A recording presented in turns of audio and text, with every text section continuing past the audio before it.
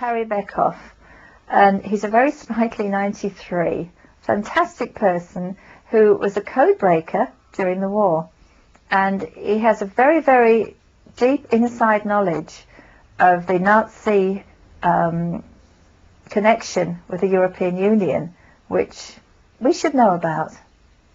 And I'm just going to give you a very quick little biography of him. Excuse me if I read this from the back of his book. Right, Harry Beckhough was born in Bristol, 1914. He's an honours graduate of Bristol University, and he specialised in German. Studying in Freiburg University in 1933, he witnessed Hitler's rise to power.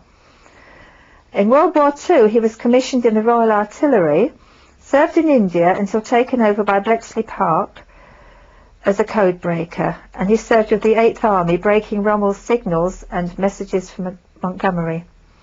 After Alamein victory, he was recalled to India to serve with the 14th Burma Army, dealing with Japanese code signals. That's just a small part of it. Let me show you one of the books here that Harry has written.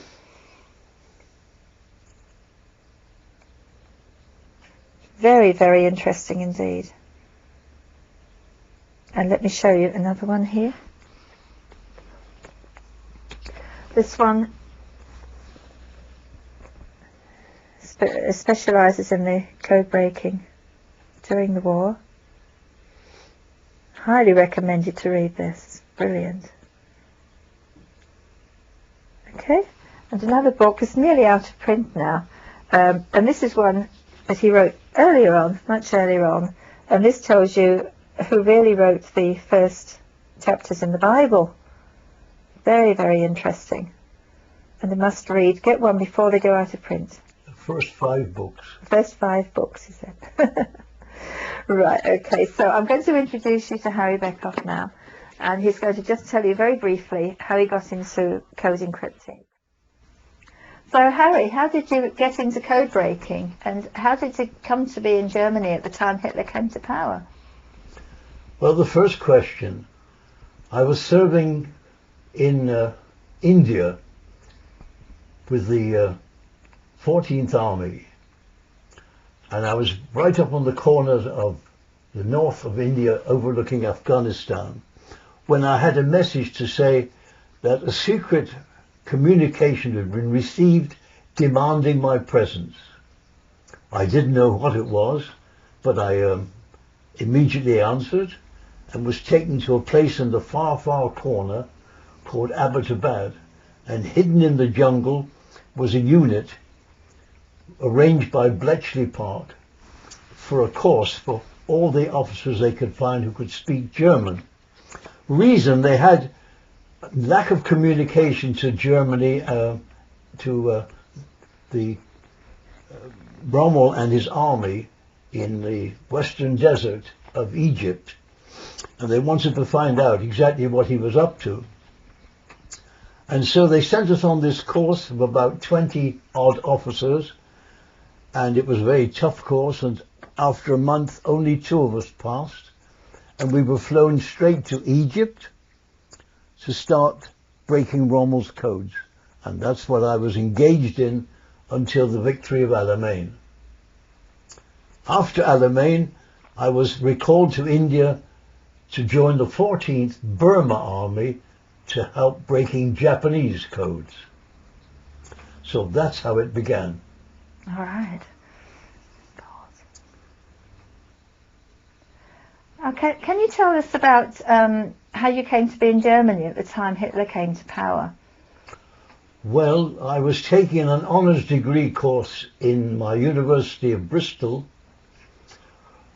especially in German, and part of the course meant that I had to spend at least 1 or 2 semesters in Germany, and I chose to go to Freiburg University in the Black Forest. That was in 1933, and while I was there, Hitler came into power. I heard his opening speeches, and I knew we were in trouble. There were other students with me who likewise feared the results of Hitler's speeches, especially when they started burning books in the marketplace, which annoyed me so much that against the suggestions of my comrades, I reached out and picked up 2 or 3 books. One was Heine's poems, and the other were books by Thomas Mann. Right. Fortunately, the German brown shirts didn't see me, or I might have suffered the consequence.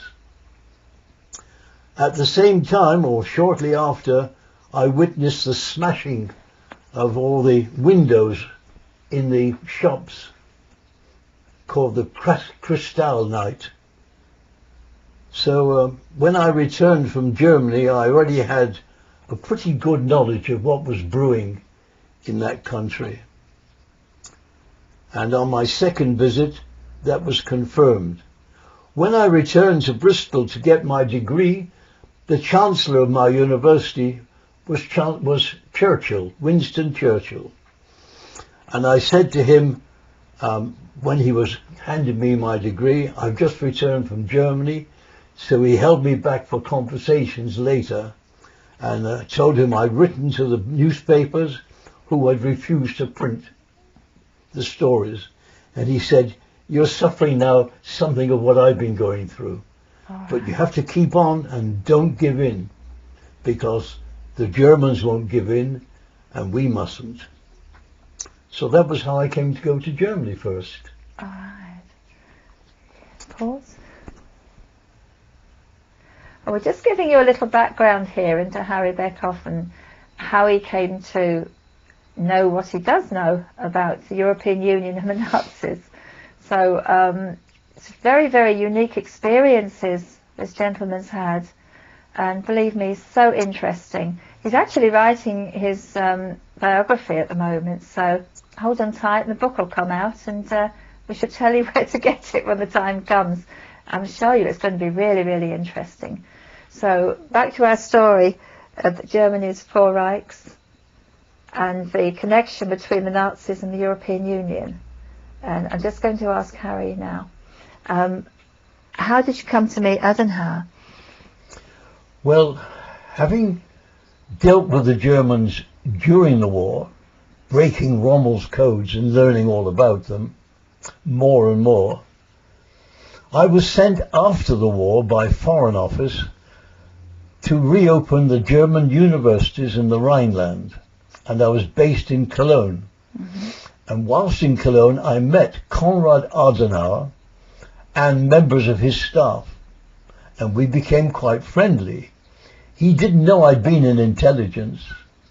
He thought I was simply an academic come to help the University of Cologne. He actually lived in Bonn. The Adenauer family had a house in Bonn, and that was how he came to choose that little town of Bonn as the first German government base. Oh, wow. Now, Adenauer was a very wily individual called the Old Fox. And he and I became quite friendly. I met his brother, who was a professor at Cologne University, emeritus, and his sister, who was married to the town clerk of Cologne. And they were quite useful in helping me to get the university started, because the university was badly damaged. I spent 4 years bringing the university back to life and trying to teach the students and the staff to become good Democrats. A very difficult job to teach the Germans to do. When I came back from Germany, I decided to write a book with my knowledge of Germany, because my knowledge goes back to the first beginnings of the German people, who actually owe their name to the Romans, who named them Germani, meaning the warlike people. Oh, yeah.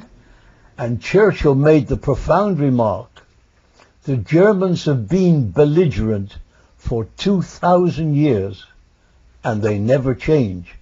And he couldn't have made a more truthful remark in all his life, because from that early time when they were part of a tribe of Germans to Charlemagne, who began the first Holy Roman Empire, amazingly enough by accident. He had just rescued the Pope of those days, who had been attacked by people who were dissatisfied with him. And in reward, the Pope made him the first Holy Roman Emperor. And the Germans have tried to keep that on ever since. Charlemagne, with the Pope, decided he was going to turn all the German tribes and all the neighboring people into good German Catholics. And he did it by blood and sword. He called it Blut und Eisen, blood and iron. So they didn't actually give in. They were rather forced into becoming good Catholics.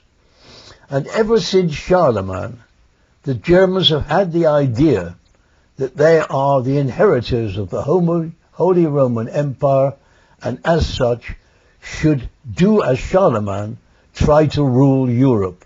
And it's gone on ever since that day, and it still exists today, right up to the First World War, after Bismarck, and the Second World War, from the Kaiser of the First World War to Hitler of the Second. The same idea has permeated all through German history, that they are the rightful dominant power of Europe, and all Europe should be under their sway. And they still think the same thing today. That's why they are the power, the dominant power in the European Union.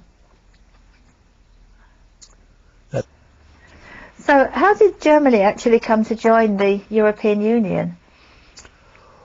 Well, the beginning of the European Union is very problematic. There are many theories about it. Whether a little man called Money started it, but I can tell you that there were quite a lot of countries having a play in the beginning, including America, who thought the formation of the European Union would be to their benefit industrially. However, Germany was defeated in World War II, but completely. And Germany's country was smashed, and nobody thought they stood much chance of recovery. But they had a leader still, who was a man called Strauss, nothing like the musician, who was the president of Bavaria, and he was the wise German of his day. He said to them, "You've tried wars now 3 times and been defeated every time. The last was the worst of all. So you're not going to try again, because you still won't beat Britain. Yeah. You have to be crafty and full of guile. And the way to do it lies in front of you with the formation of the European Union. That's where you have to get yourself back into understanding and good relations with Europe, who hates you at the moment. Now, that's something you have to overcome. And I think it will take you 10 years if you'll be guided by me. And the way you do it is forget about warlike aggression and go the other way. Use a long-term, gentle approach so that people begin to think that you are now nice people and not nasty people. And they will gradually listen to your conversation and fall for your compliments.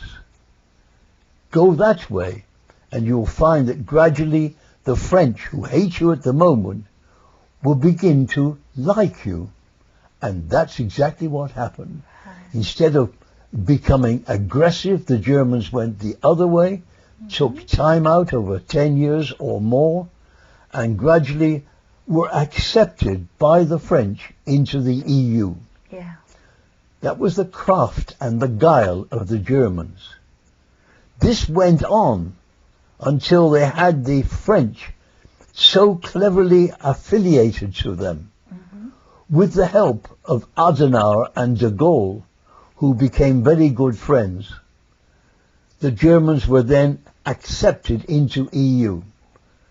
As soon as they were accepted, they began to begin all over again the old aggressive spirit, because what they wanted, and they were being led by the Nazis who had returned from the war. Did you know that Adenauer had 150 members of the old Nazis who'd come back from the war, having escaped in the war, in his cabinet? He actually told me about all those people who joined him. Now, once they were ensconced as accepted members of the EU, they developed this friendship with France, and the Germans and the French have been hand in hand in the EU ever since. Britain only entered when Macmillan thought the economy of Britain was in such a poor state that they needed to be in Europe in order to recover. He was actually quite wrong, because Europe was in a pretty poor state itself at the time and needed money from Britain to help it. However, what happened was that Macmillan employed Heath, who was his junior minister at the time, to make overtures to Europe. Eventually, Heath became Prime Minister, and he set about firming up his applications to Europe, because the first two applications made whilst de Gaulle was in power had been completely refused by de Gaulle, who simply said, no, didn't want you. England wouldn't fit in. However, de Gaulle died, and Heath, therefore, was now able to get in. And that happened in 1971-72. When the vote of the referendum was taken by the people of Britain as to whether they should join this huge, great European Union, there was an antipathy. The people of Britain were not interested in becoming part of Europe. They were always an island to itself and in their own strength. But Heath, I'm afraid, told a pack of lies and said, the only reason I have for joining the European Union is for the trade and commerce we should be doing. There are over 250 million people sitting in the European Union waiting to do trade with you. That's all there is to it. And his right-hand man, Ripon, who said exactly the same thing. This is only a common market for trading of goods. Absolute lies, because the whole intent was to bind Britain into Europe. And that's exactly what they did. Right, Harry, we do hear from various sources that had the Germans conquered Europe during the war, they had certain plans laid out for what they were going to do with Europe, how they were going to handle it, manipulate it. Can you enlarge on that for us? Oh, yes.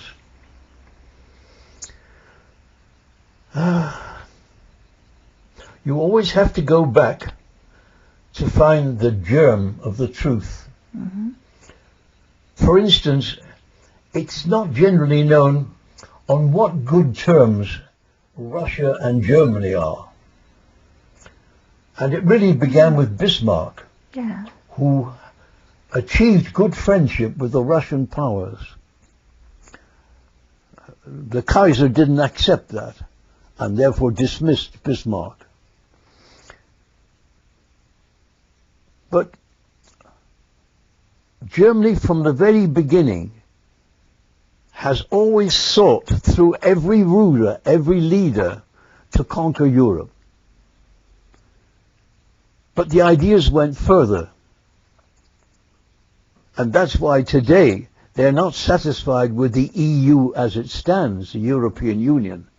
They are trying to bring in a new constitution for Europe, which eventually, if accepted by all the powers of Europe, will turn them into unitary units with no sovereign power of their own,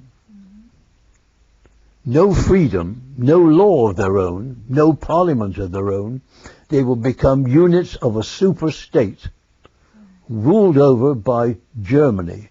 France does not understand, but is to a certain extent beginning to understand that they are only a tool in the hands of the Germans. It, however, progresses from there. The idea that the Germans always had of their friendship with Russia meant that they could expand beyond Europe into the East and join up with Russia, which abuts upon the East. And between them, they would have a complete power.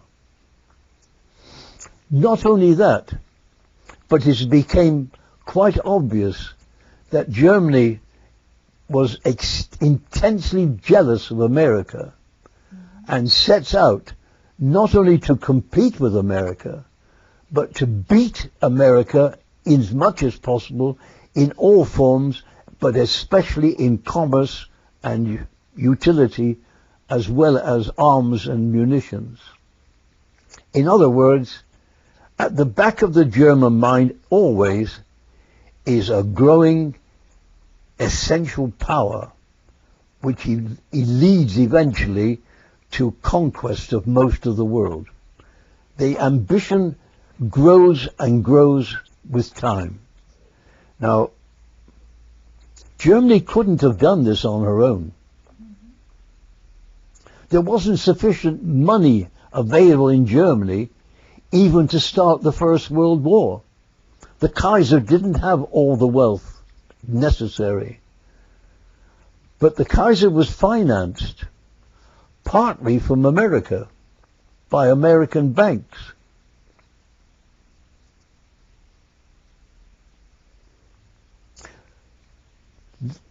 When you turn to Hitler, it is astonishing to remember that Hitler was a beggar in the streets before he came to power, and that coming to power was extremely fast. How did it happen?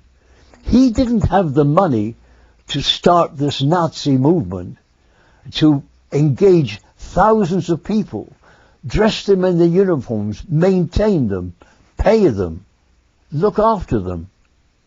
Where did all the money come from? Where did the money come from to build the arms, the armaments?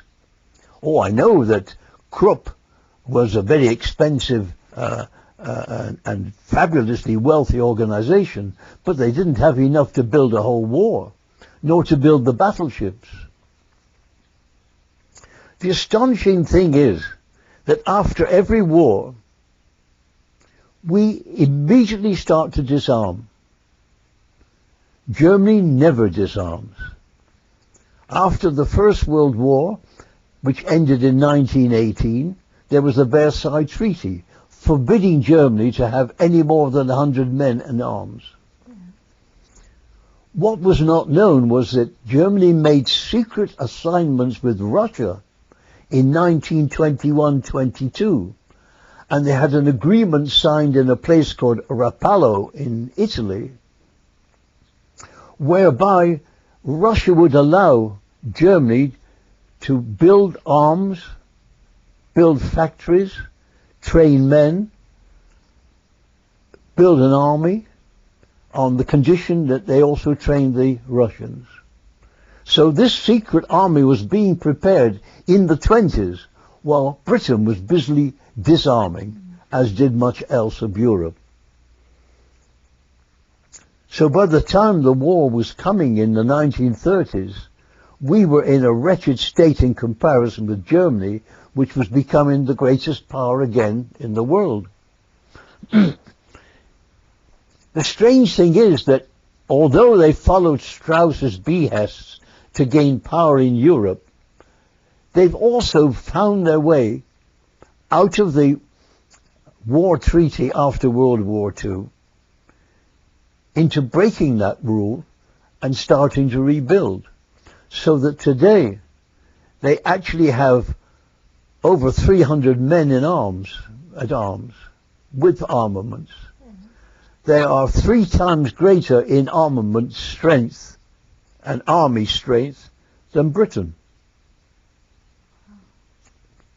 That's not generally known. Britain is still busy disarming, even though we are being used more and more by Europe to fight their wars for them, and also partly by America.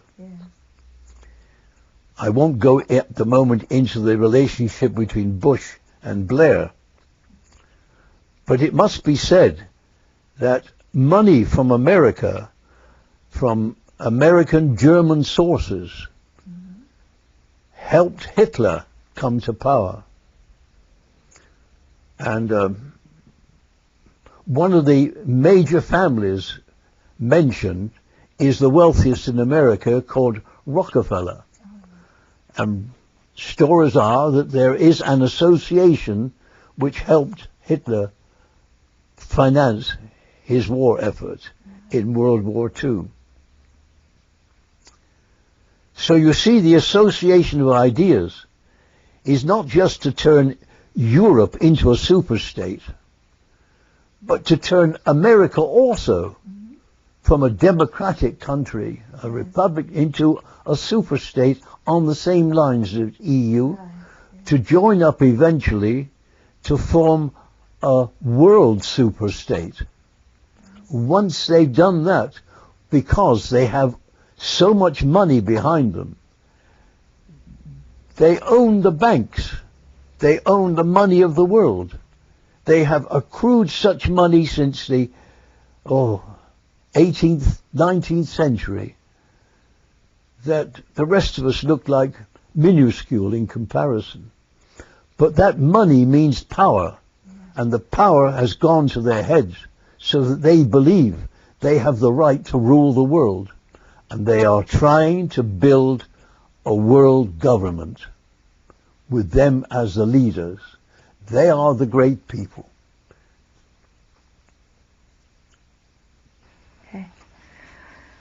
So, Harry, who's actually pulling the strings behind the various governments and what's going on here? Who's doing it? Who are they? Well, Fran, you ask some imposing questions. This goes back a very long way. In fact, deep into the 18th century. About the middle of the 18th century, there was formed an organization called the Illuminati. Now, Illuminati, the illumined, comes from the leading angel of the Lord, if you remember, who was the Lord's favorite and was called the angel of light, the illumined one. Unfortunately, like so many spoilt children, he fell from heaven and was turned into what later became known as the devil. The Illuminati are a people who believed in the devil as a greater power than any other. And they were led around 1740 to 50 by a Jesuit priest, dissatisfied. That's where so many things come from, the dissatisfaction of people. He decided to support the devil in his best way. To do that, he started an organization called the Illuminati, the illumined one. They're the children of the devil, if you like. And he brought in people who were great thinkers, kings, leaders, dictators, and above all, leading Freemasons. And that conglomerate created this Illuminati. From the Illuminati has developed over the years these people of great power who seek more and more power. You had the Fabians in England are the people who sought power in the major size, a sort of power which was going to deprive the people of the country from their rights under the law and turn them into semi-slaves on the basis, if you like, of something like the Russian ideal of communism. And this is the sort of thing which astonishing people like George Bernard Shaw actually believed in. They believed in depriving the people of their freedom and sovereign rights to turn them into one complete entailment. Not only were these Illuminati descendants to be found in Europe, and especially in the Fabians in Britain, but they were also to be found in America, and they still are. And they've grown stronger and stronger in America, being the most powerful country in the world. They had the freedom to grow and to expand. And they have done things in America with the value of the dollar and the value of the gold, which take a lot of discovering, believe me. It's worthwhile finding out all you can, and finding out who the people are who are behind it, because until you find out who they are, you do not find the means of dealing with them. And that's what's going on in the world today. It does not harbor well for any of us. For instance, England has led the world with its sense of freedom and justice, and indeed has fought over 1,000 years for the rights and freedom we enjoy today. One of our greatest assets is the building of the law of Britain, which has been followed by a great many countries of the world. And one of the great features of that law, which has been admired by the whole world, is the freedom of being not guilty of any crime until you are proved to be guilty. Now, the European law, which is the Napoleonic law, is exactly the reverse. According to European law, corpus juris, you are guilty until you can prove your own innocence. And with that strength, they can put you in prison and leave you there for as long as they wish, until you can prove your innocence. It doesn't happen with British law so far, until Blair gets at it. And that is, you are still innocent in British eyes and in British law until you're proven guilty. So you are supposedly still in America, which had its own constitution, very well prepared by its founding fathers.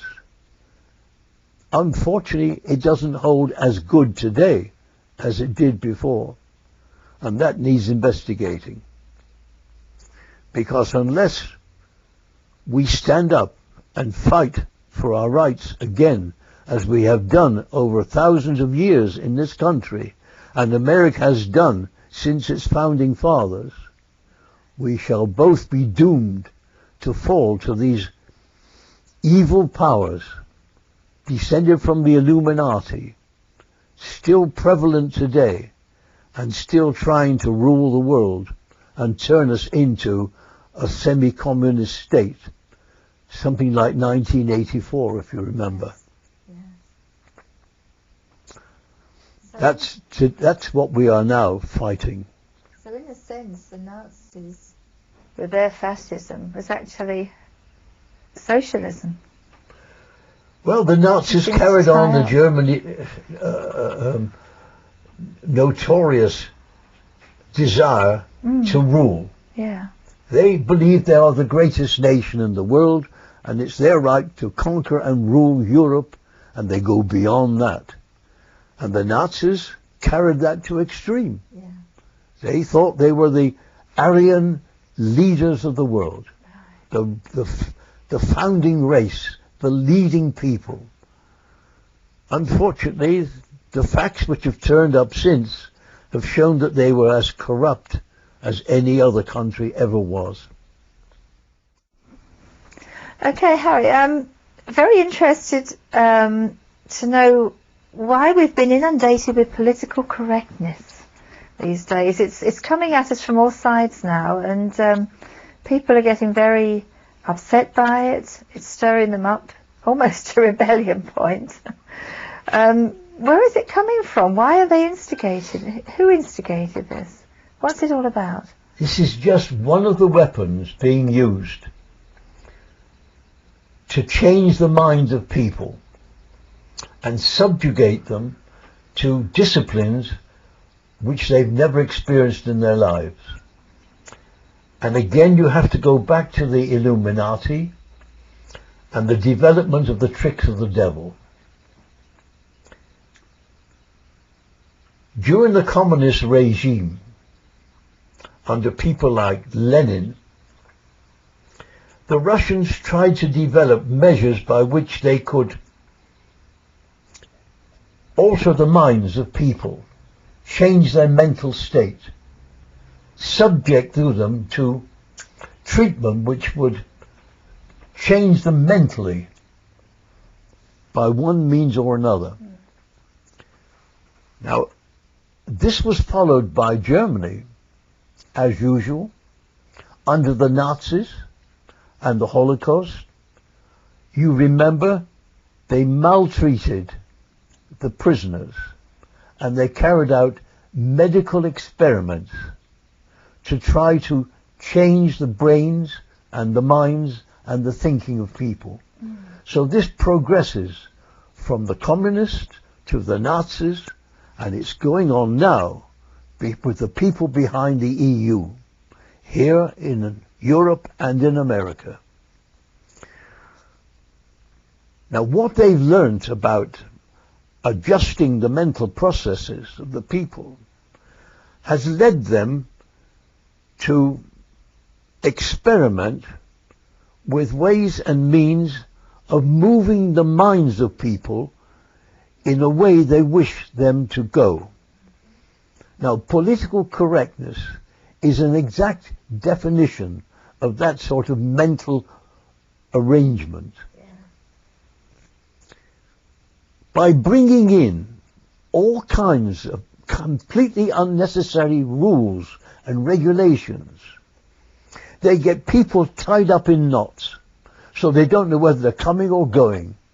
They don't know whether they're going to be arrested for doing this or arrested for doing that, or when they're going right or when they're going wrong, or what is correct and what is not correct. Now, this extends from the European Union into the governments, including our government, our British government.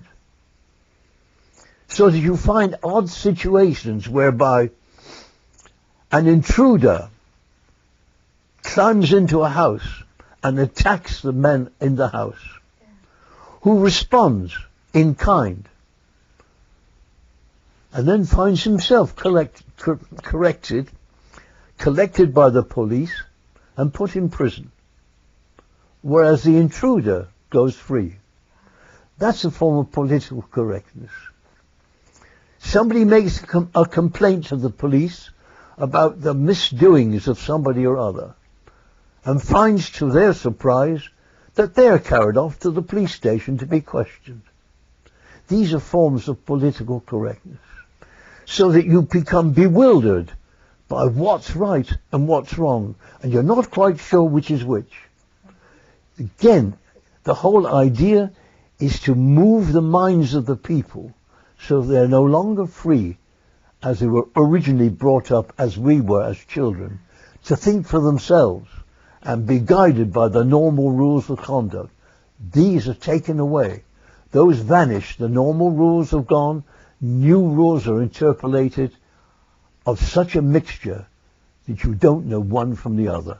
And that is what they're doing to the minds of people today. This is going through schools. Children in schools are being taught the different forms of thinking, quite different from the ones we were brought up with. This is a way of manipulating the minds of people, and that's what's meant by political correctness. You all know out there about the BBC Broadcasting Corporation, which is the original and much revered broadcasting medium of the UK, and their news coverage goes worldwide, big time in America, I know, and everybody believes everything they say because it's the BBC. Well, I'll tell you now, the BBC is actually financed partly by its viewers, because to have any sort of a receiver here that picks up television signals, we have to buy a license, which costs well over £100 a year, and that's just to receive the signal. Okay, we have absolutely no say in what the programs are. They may say we do, we certainly don't, and we know that there are some people behind the scenes pulling the strings at the BBC, and this coverage is not as unbiased as you think it is. So let's ask Harry now what he knows about it. I think you're going to get a little surprise here. Harry, what do you know about the BBC then and its unbiased attitude? Well, Fran, it's not just the BBC, it's the whole of the media. Mm-hmm. Who moves the media? You go back to these wealthy people who are behind the EU, because the European Union doesn't exist as an entity on its own. There are all these powerful people. Remember, I traced the history from the Illuminati to the great bankers and the great money makers of the world who own and hold the money of the world. Money doesn't mean anything. They can spend as much as they like. And they own the mass of the media.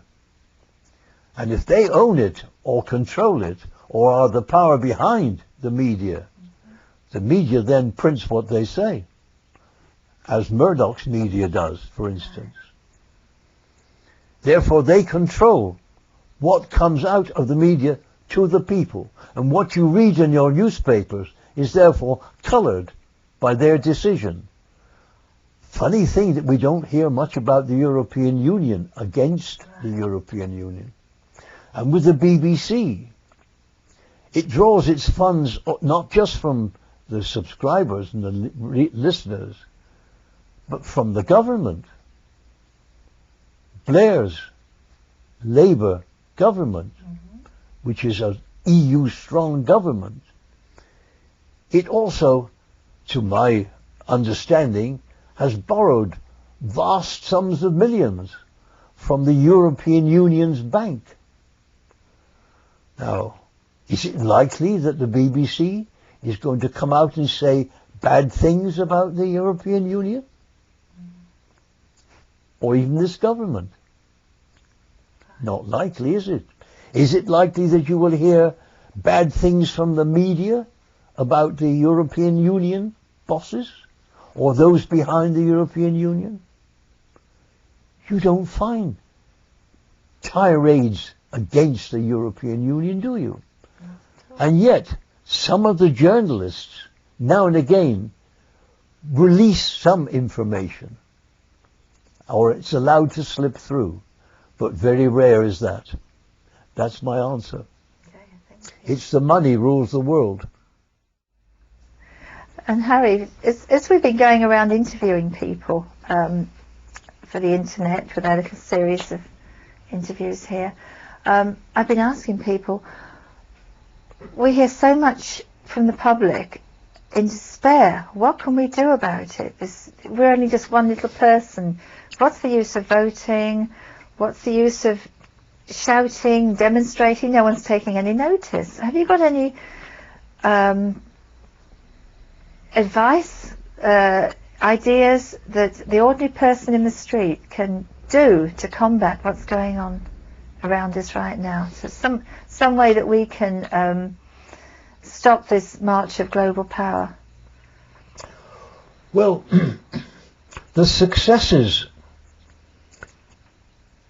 of the European Union and the people who follow the European Union in this country and other parts of Europe and who ever since Heath betrayed us into the European Union have carried on the association,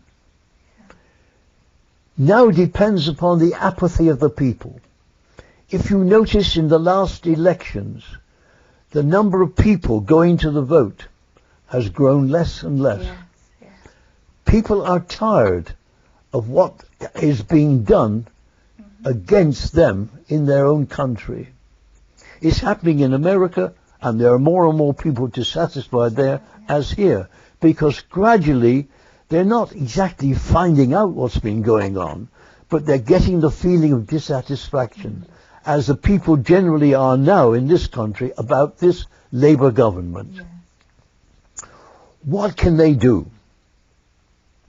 Well, on their own, there's very little they can do.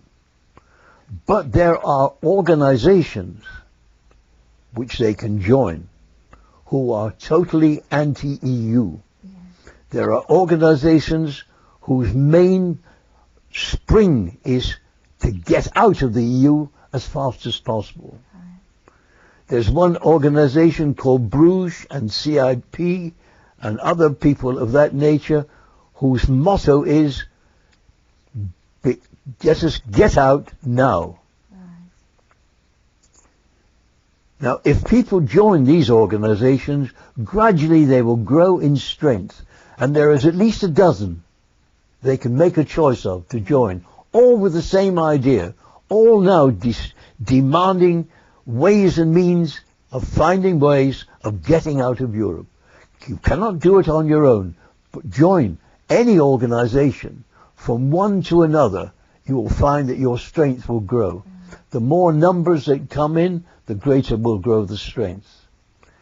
Somehow we have to go out and fight and keep fighting in every way possible to get out of Europe and get the European Union is notorious for the fact that if they put up a referendum and people say no, they don't want to join, as happened in Denmark, Yes, and first of all in Ireland, they don't accept no for an answer.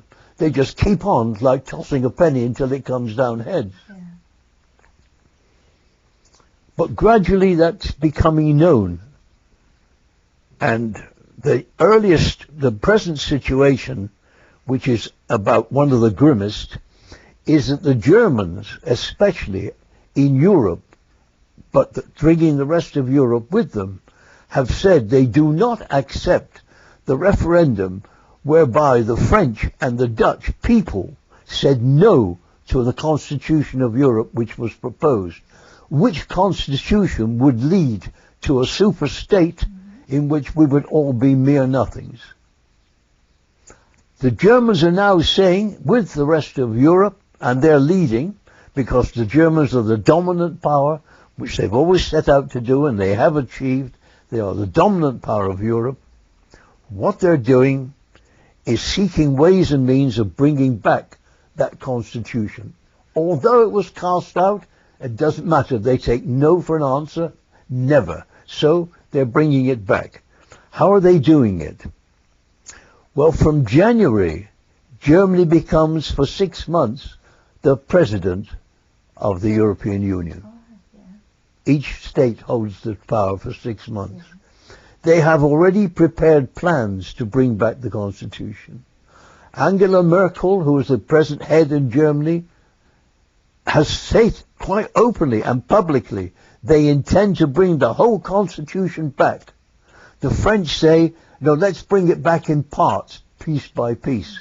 Certain parts of Germany have also the idea of working it in quiet ways. For instance, there is a media firm in Germany, the biggest in Europe, called Bertelsmann. Yeah. Bertelsmann. For some reason, they have been given the power by the people running Germany today to call ordered meetings in the German Foreign Office. And at that meetings, they discuss quite openly how they're going to bring the constitution back. So the Germans are employing a front man or front firm to carry this out. The statesmen are gathered by Bertelsmann and they discuss this and promote ideas of how it's to be done. I think one French idea was to bring back a semi-constitution. The idea put up by Bertelsmann appears to be they would bring it back in two phases. One phase will be minor details, which they can easily have accepted by the people because there's little argument. But the real crux of the matter, the heart of the European Union superstate, will be carefully hidden and slid through without being noticed. This is the sort of sly tricks which are being carried on. And unfortunately, our organizations are becoming aware of what's going on, and they're working as hard as they possibly can with all the members they can bring in to get us out of Europe as soon as possible. And that, to me, is the best way. You cannot do it on your own. You can write articles, you can express yourself. That you're fully entitled, and I would advise doing it. But to get strength, you need numbers. And if the people are persuaded to rise up in full strength, Parliament can't withstand them. There's a very good quote from a favourite film of mine, V for Vendetta, and it says that governments should be afraid of their people. People should not be afraid of their governments. So, as Harry said, if we all join something, it makes your small voice into a very, very big voice, and then things can be done. Okay, thank you so much, Harry. It's been really amazing. We're going to show you right at the end of this clip a little list of organisations you can join. There are many of them. Get on the internet, look it up. My goodness, there's strings and strings of them. Remind you again, Harry's books here. We've got... Which gives the history of Germany. 2 excellent books. And how can we get hold of these books? How can we get hold of these books? You can write to Bletchley Park, where they have them. You can write to the Intelligence Corps, they have them. And you can write to me, I have some. Oh, right, okay. So you'll see details of that on a little write-up on the video site. But there's less than 100 left of each of those 2 books. Right, so hurry up everybody before they go. And they are now at the end of the 3rd reprint. Right, okay. And don't forget, get out there and join something. Let's let them have it, because we're not going to be bullied anymore, are we?